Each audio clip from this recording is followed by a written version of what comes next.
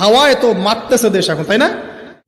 Music industry বলেন, film industry বলেন, এই যে এখনকার যে শোজগুলো বলেন, তো এই যে বিষয়গুলো দেখছেন, গেট আপ, ড্রেস কোড, মানুষ কি এটাকে জোর করে খুলে নিয়েছে গা থেকে? এখনকার মেয়েদের হাঁটার মধ্যে লজ্জা আছে?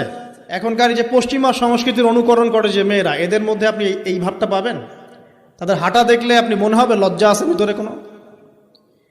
এই বিষয়টা নিয়ে খুব ভাবছিলাম। দেখেন, সূরা আরাফের মধ্যে আল্লাহ পাক বলেছেন যে শয়তান তোমাদের পিতা এবং মাতাকে জান্নাত থেকে বের করে দিয়েছে, তোমরা শয়তান সম্পর্কে সতর্ক থেকো। যখন জান্নাত থেকে বের হয়ে যাবেন, তার আগে যখন তারা ওই যে গাছের কাছে গিয়েছেন, সর্বপ্রথম যে ঘটনা ঘটেছে সেটা হলো গায়ের কাপড় খুলে গেছে। আমার কথা বুঝতে পারছেন না? ওই ফলের কাছে যাওয়ার পর সর্বপ্রথম যে ঘটনা ঘটেছে জান্নাতে, নিজেদের গায়ের কাপড় খুলে গিয়েছিল।